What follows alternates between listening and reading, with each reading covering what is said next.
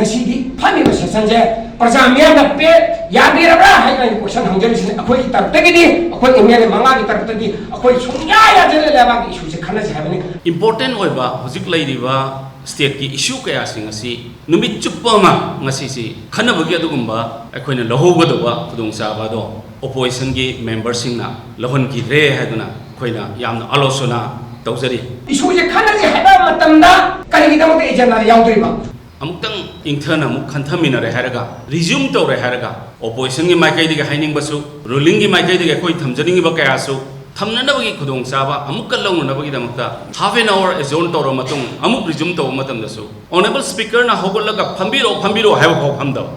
rule of law chalakta towing with the private sarkar na tawba aduna on the advice of the council of minister governor na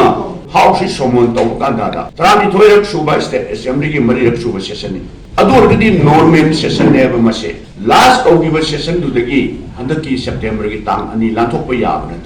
Chair the Lady Honorable Speaker na Lepalapamatamda, member including the leader of the House, Pangada. Masibai convention the laser of Boni, Masiso Pamdava. Adana Thamzani University, Asinguma Kudung Sava, Kayasing Asimangre, Adumatakta. Congress the palm river day. I call you lady constitution the obligation punamaxing asi skip to talk by heraga house dissolved oraga PR la and nabagi adugumba yamna libactiva dimana money and I mayanda sing doctor nabagi sigi media sida isarugi azabani Manipur the Liberiba Prasasina. A quay punamana coming a gadavadika in Harakanda. Manipur sida Tangdu Leka Handava. Amukahena Langhana Nabagi, Masaksi, opposition singer, Sinbani Hadana, I Mayam the Tamzak. Chandra BJP level, Chandra level, Chandra BJP, Governor, Manipur Imale level, Matesa, Koyamashinja, I boom Manunda level, Tin the Kamu to be sorry, Madu 1947 pure, Mamanda, Manipuri Mamanda, India, Guinea, Hanamin Katamaba, Matei Jati, Hato, Manipur Kundani Jati, Haki, Blato Madu, Kobi, Ashim Tamzake. Masi agenda sida laiba sida makta arubi shula pa mayam tawri ba hudi khanna tawri ba restoration peace lana da ba amata yawge ba resolution je ngasi agenda se adu ibagati manipur da basi thoi ba issue se hudi thoi se maya praja miyana khanna biu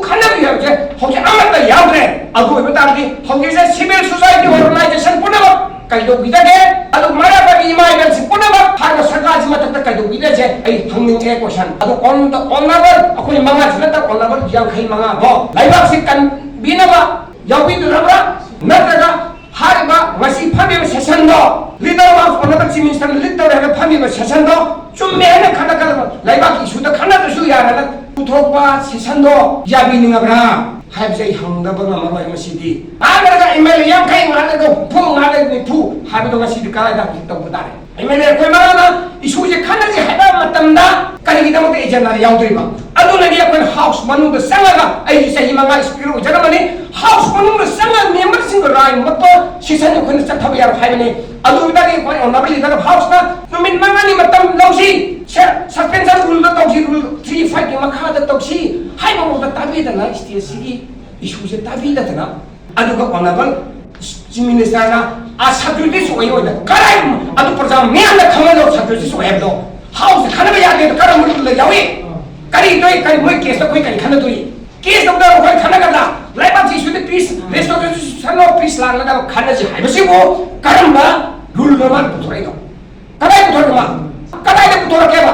ma da subjudi so ga na ad hai khoi to no no totally condemn tawi adi ngasi pami ba session je da back interest da koi opposition side ki private member resolution tongan ba resolution mayama propose tawi moina karib da entertain tawdre Congress party danatana wakhan manaba like-minded political party tarana